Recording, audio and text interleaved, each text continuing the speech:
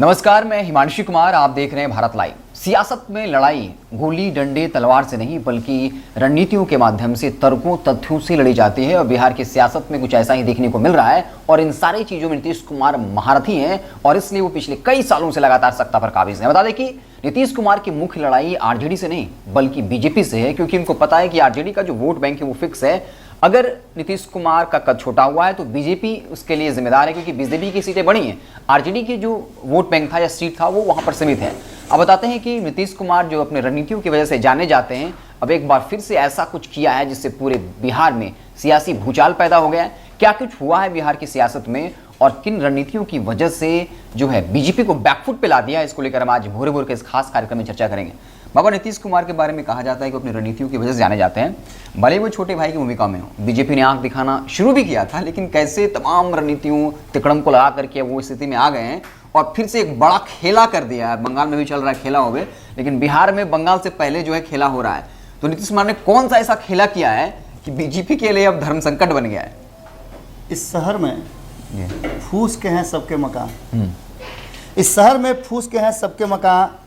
चिराग जरा धीरे से जलाइएगा, चिराग जरा सोच समझ कर जलाइएगा। लिबास कम है बदन पे यहाँ सबके, लिबास कम है बदन पे यहाँ सबके। हवा को तूफान जरा सोच समझ के बनाइए। क्या बात, क्या बात।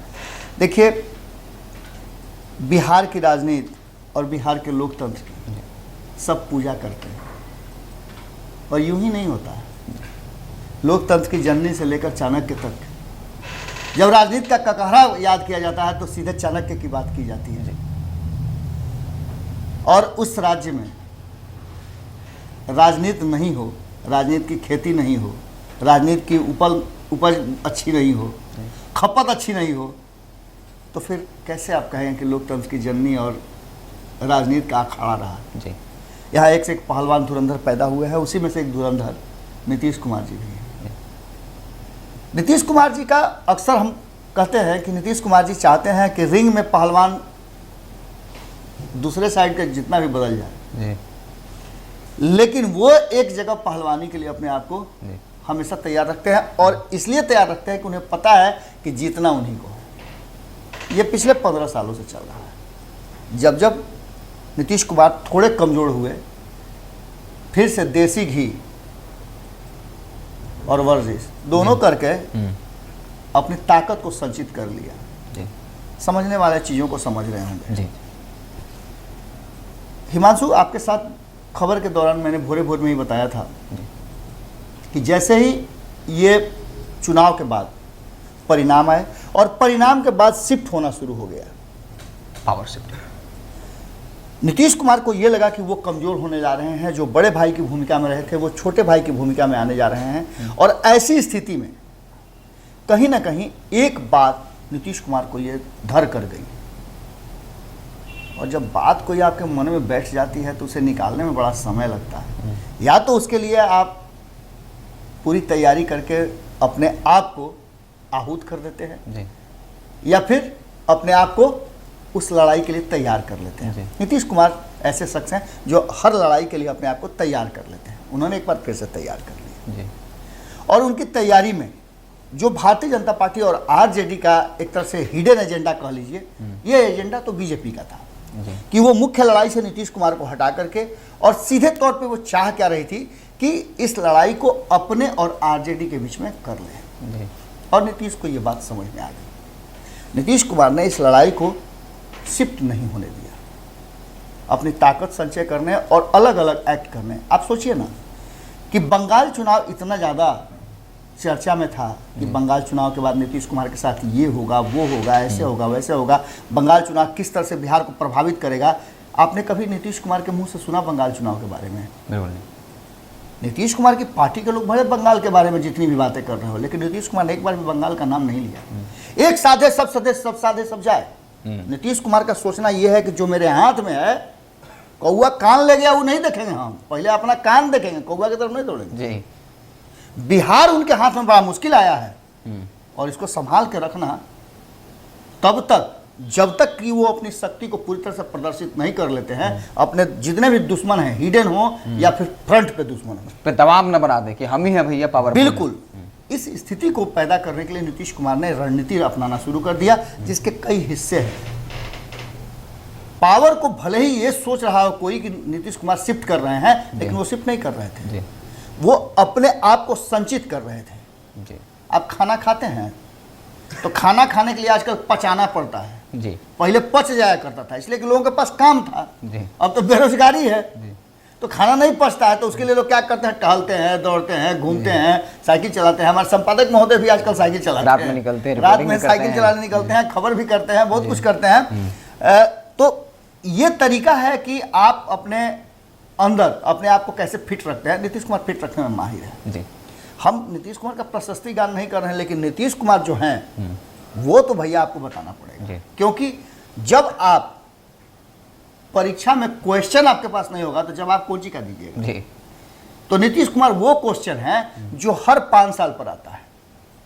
हर साल के 5 साल के परीक्षा में क्वेश्चन एक होता है नीतीश कुमार जी। आंसर आप जैसे खोज लीजिए, नीतीश कुमार को आप जिस सेक्टर में घेर लीजिए उसका जवाब अलग अलग तरीके से दे लीजिए। मास्टर पढ़ाता तो एक के सवाल, एक के पाठ सबको है जी। लेकिन हल सब कोई अलग अलग करता है, इसलिए नंबर किसी को कम किसी को ज़्यादा आता है। अब यही स्थिति हो गई है कि नीतीश कुमार ने उस पावर को, लोगों को लग रहा हो कि हम भूमिका बना रहे हैं, लेकिन तथ्य इतना मजबूत है, चीज़ इतना मजबूत है, और जो हम कहने आए हैं कि कैसे बलि चढ़ा रहे हैं नीतीश कुमार बीजेपी के, ये आपको सिलसिलेवार समझ में आ जाएगा। अब तक तो समझ में आ जाना, पृष्ठभूमि जरूरी है, तब चीजें क्लियर होंगी। नए दर्शक हैं उनके लिए हो सकता है कि थोड़ा सा मुश्किल होगा जी। लेकिन पुराने दर्शक समझ गए हैं कि हम कहाँ जा रहे हैं जी। सीधी सी बात है कि हमने शुरू में ही आपको बताया था कि शहर में सबके फूस के मकान हैं। चिराग जरा सोच समझ के जलाइए। इसका मतलब है कि सब कोई इस पूरे माहौल में एक ही जगह जा रहा है, वो है सुप्रीम कुर्सी जी। और उस कुर्सी को नीतीश कुमार वैकेंट कर नहीं रहे हैं जी। पिछले चुनाव में भी कहा गया था, लगातार कहा जा रहा है, जदयू की तरफ से कहा जा रहा है कि नीतीश कुमार खाली करेंगे तब ना कुर्सी, कुर्सी तो खाली नहीं है जी। तो फिर उसकी लड़ाई कहाँ है? कुर्सी के बगल अगल में बैठने की लड़ाई चल रही है जी। इससे पहले सुशील मोदी वहां बैठे रहते थे, उनको हटा दीजिए। उससे पहले तेजस्वी यादव को मौका मिल गया था 2 साल से कम, कुछ 18-19 महीना के लिए, मैंने 24-25 महीना के लिए उनको, करीब 23-24 महीना के लिए मिल गया था, 22 महीना के लिए। तो वो कुछ दिन हथिया के बैठे। अब रेणु देवी और तारकिशोर प्रसाद बैठ गए हुए हैं। अब इसके बाद आगे कौन बैठेगा? कहा तो जा रहा है कि उपेंद्र कुशवाहा बैठेंगे, लेकिन हमको नहीं लगता है उपेंद्र कुशवाहा को कुर्सी नसीब होगी, कारण कि अब तक के इतिहास में ऐसा नहीं हुआ है। नीतीश कुमार भाजपा की तरफ उंगली कर रहे हैं। कभी कभी होता क्या है कि आप बॉलर को देखिएगा कि फेंकता तो गुगली है, फेंकता तो सीधा बॉल है, लेकिन वो घूम करके गुगली हो जाता है। हाथ के एक्शन से वो पता नहीं चलने देता है कि दाएं घूमेगा कि बाएं घूमेगा, और बैट्समैन बोल्ड हो जाता है। बिल्कुल ऐसा ही भारतीय जनता पार्टी का पूरा फोकस बंगाल था कि बंगाल के लिए सब कुछ कुर्बान कर देंगे, और नीतीश कुमार का बिहार था। यही दोनों में अंतर पड़ गया, और नीतीश कुमार ने कहीं ना कहीं भारतीय जनता पार्टी को इस बात के लिए अब मजबूर कर दिया है कि आप जैसे मैंने सबके नचावत राम गोसाई वाली बात है जी, समझे ना? सारा चीज लिखा हुआ है, बस खाली आपको उसके पीछे पीछे चलना है। किताब में जो लिखा हुआ है उससे अलग कुछ नहीं ना पढ़िएगा, लिखा हुआ वही ना पढ़िएगा। नीतीश कुमार ने वो लिख दिया है, इसी तरह से आपको पढ़ते रहना है, खाली वही पढ़ाई हो रही है। आप देखिए कि इधर 3 दिनों में जो घटना घटी, कहा यह जा रहा था कि नीतीश कुमार ने ये कर दिया, नीतीश कुमार ने वो कर दिया, विपक्ष पूरा हंगामा कर रहा था। अचानक से नीतीश कुमार बाहर आए और उन्होंने कहा कि मैंने कहाँ कुछ किया है, मेरा पावर कहाँ है कुछ करने का जी। मुख्यमंत्री का थोड़े पावर होता है इस सब करने का। और याद रखिएगा, आपको 3 दिन पहले याद आप तुरंत कर लीजिएगा और बात लाइव दर्शक भी याद कर लेंगे, मैंने कहा था कि महाराष्ट्र की घटना को बिहार में गृह मंत्रालय को लेकर के कहा गया था। कनेक्ट कीजिए ना आप खूब बढ़िया से, मामला किसका है? गृह मंत्रालय का। जवाब कौन दे रहा है? गृह मंत्रालय। ये पूरा दारोमदार किस पर ठोक दिया गया? विधानसभा अध्यक्ष पर। जी। कौन फंस रहा था इसमें? मुख्यमंत्री, गृह मंत्री विभाग उनके पास। जी। अब समझिए इस पूरे पेज को। जी। तेजस्वी यादव हमला किस पर कर रहे थे? पुलिस पर। पुलिस पर कर रहे थे कि नीतीश कुमार ने ये कर दिया, नीतीश कुमार ने वो कर दिया, नीतीश कुमार निर्दयी है, नीतीश कुमार स्वजातीय गुंडों ने हमला किया है। बस नीतीश कुमार के गुंडे थे उसमें, नीतीश कुमार के जातीय स्वजातीय थे, तो फलान थे टेकान थे। इन सारी बातों को खत्म करके आप ही बता रहे थे हमको कि 8 बार उन्होंने कहा है कि ये तो विधानसभा अध्यक्ष का मामला है, इस पर तो विधानसभा अध्यक्ष जो चाहे कहे, इस पर तो विधानसभा अध्यक्ष को बोलना चाहिए, इस पर संज्ञान लेना चाहिए, इस पर उनको ये करना चाहिए। पूरी बातें उन्होंने कही। और इन सारी बातों के पीछे जो कहानी लिखी गई थी, वो कहानी अंत में यही थी कि नीतीश कुमार ने अपना पिंड छोड़ा दिया। अब भारतीय जनता पार्टी के तरफ से जो अध्यक्ष हैं, उन्होंने तो यहां तक कहा था कि अध्यक्ष पर मेरा क्या दबाव चलता, सदन की बात मैं बता रहा हूं। कल ही हमारी बातचीत हो रही थी सुनील सिंह से, उन्होंने साफ तौर पे कहा कि नीतीश कुमार ने तो अपना पल्ला चाड़ लिया। भले ही हमारी संख्या 5-6 की रही हो विधान परिषद में, लेकिन हम मुखर होकर के बोल रहे थे, हम बातें कर रहे थे, लेकिन उन्होंने सीधे तौर पे सारी बातें जो है, सारा दोष जो है विधानसभा अध्यक्ष को दे दिया। किसने आदेश दिया था? विधानसभा अध्यक्ष ने। अब विधानसभा अध्यक्ष का दिमाग काम नहीं कर रहा है कि भैया हम तो पुलिस को बुलाए थे, हमने कहा था कि अंदर आइए, टोकिए, पीटिए, मारिए, अब बूट से मारिए, जूता से मारिए, हमने कहा था। लेकिन ये नीतीश कुमार है। अब तो यहाँ सारा जो है मामला शिफ्ट कर दिए हैं, मतलब बीजेपी के बहाने आरजेडी की कुटाई करवा दी। और विजय कुमार सिन्हा ऐसे शख्स हैं जिन्होंने इस बार पूरे विधानसभा सत्र के दौरान अपने आप को बिल्कुल ही एक सेकुलर नेता की तरह विधानसभा में सेकुलर नजर आया। विधानसभा पहली बार जब उन्होंने साफ तौर पे ये बात कही कि कहीं ना कहीं ये पूरा मामला जो है वो गृह विभाग का है और गृह विभाग इसका पूरा हमको जानकारी दे। उन्होंने बुला करके गृह विभाग के अधिकारियों को और यहाँ तक कि चैतन्य प्रसाद जो गृह विभाग के अपर सचिव हैं, इनको बुलाया और अपनी नाराजगी जाहिर की। इतना ही नहीं, डीजीपी एस के सिंघल को भी बुलाया और पूछा कि ये सब बातें क्यों हुई, इस तरह का किसने आदेश दिया। और अब तक ये मामला आदेश में उलझा हुआ है, जबकि विजय सिन्हा का कहना कि मैंने आदेश नहीं दिया लाठी दांत मारने के लिए, तो किसने दिया? अब ये बातें कौन तय करेगा? अधिकारियों पे कार्रवाई हो जाएगी, लेकिन ठुका तो गए। औकात तो नीतीश कुमार ने बता दिया। पुलिस कानून बनाना एक अलग मुद्दा है, लेकिन विधानसभा के अंदर जिस तरह का कार्रवाई हुआ ये निंदनीय है, सबकी इसकी निंदा कर रहे हैं। लेकिन इसके बहाने जिस चतुराई से नीतीश कुमार ने इस पूरे मामले को इधर से उधर शिफ्ट कर दिया, ये इस बात को दर्शाता है कि नीतीश कुमार की रणनीति और नीति बहुत आगे जा रही है। और कहीं ना कहीं एक बात तो तय है कि अब भारतीय जनता पार्टी को फिर से एक बार बलि देने की जरूरत आ गई है। नीतीश कुमार ने उस जगह पे लाके खड़ा कर दिया है, उस ठेहा पर खड़ा कर दिया है जहां बलि दिया जाता है। अब हाथ में तलवार किसके है जो बलि देगा, ये बड़ा मुद्दा होगा। और इस मुद्दे को लेकर के कहीं ना कहीं एक बात तो तय है हिमांशु, कि नीतीश कुमार को जिस तरह से हम लगातार बता रहे थे उससे जरा भी इतर उतर नहीं चल रहे हैं। तेजस्वी यादव से लेकर के विपक्ष के जितने भी नेता हैं, जो भी उनके विरोध में खड़े थे, उनमें से अधिकांश लोग नीतीश कुमार के साथ हैं आज। और ये नीतीश कुमार की नीति है, चाहे जिस रूप में हो। आप सोच समझ लीजिए कि नीतीश के विरोध में शुरुआत हुई थी 2017 से। जब नीतीश कुमार एनडीए में गए तो नीतीश कुमार ने वहाँ से धीरे धीरे सबको बाहर कर दिया। सबसे पहले बाहर हुए जीतन राम मांझी, जो सबसे उनके प्रबल विरोधी हुआ करते थे।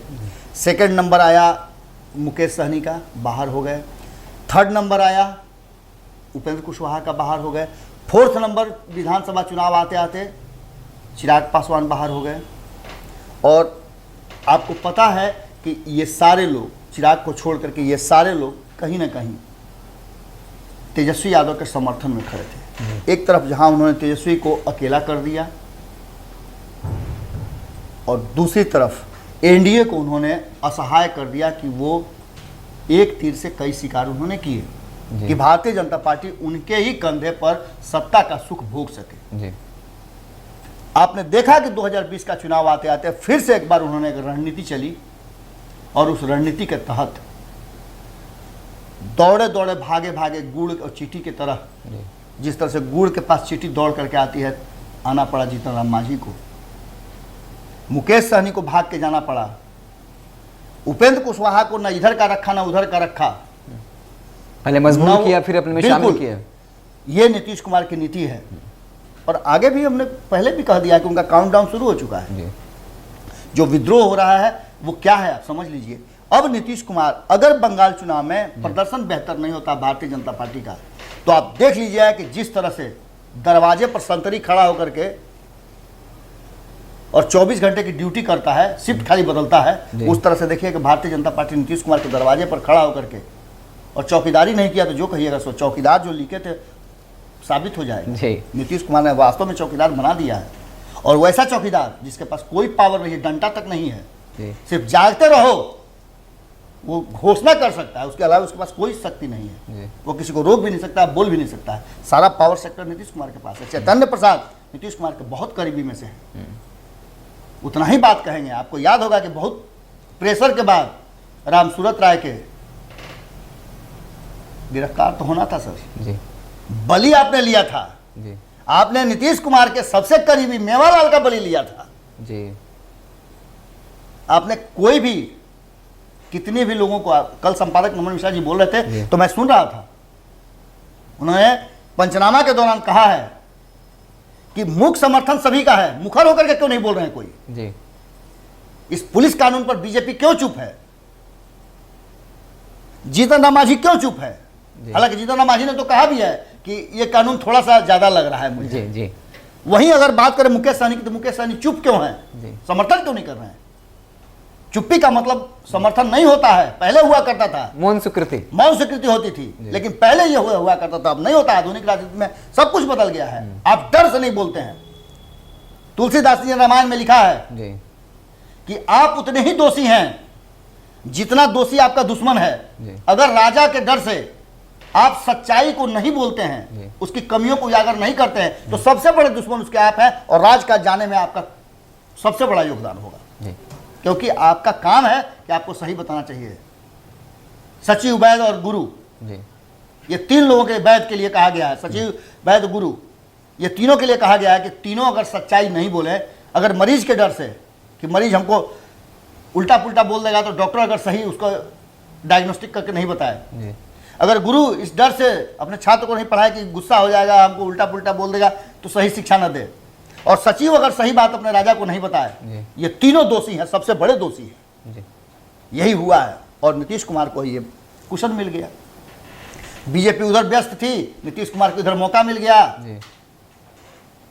मालिक गईले घर तो इन्हें उन्हें हर वाली कहावत हो गई, और इस कहावत में सीधी सी बात एक ही हुई कि नीतीश कुमार ने कहीं ना कहीं वो काम कर दिया जो करना चाहते थे। अब आगे इसका परिणाम क्या होगा, बीजेपी के पास रास्ते कम हैं, और तेजस्वी यादव के लिए तो उन्होंने अपना रास्ता बना ही दिया है कि तेजस्वी यादव अब इस पूरे मामले से कैसे निकल करके आते हैं, कैसे इस लड़ाई को शिफ्ट करते हैं, नहीं करते हैं। लेकिन एक बात तो तय है कि नीतीश कुमार ने भाजपा को मेन स्टेक पर रख दिया है। अब भाजपा के पास तड़फड़ाने के सिवाय कोई रास्ता नहीं है, सीधे विधानसभा अध्यक्ष पर ही इस बार निशाना है, और ये निशाना कोई पहली बार नहीं है, दूसरी बार है।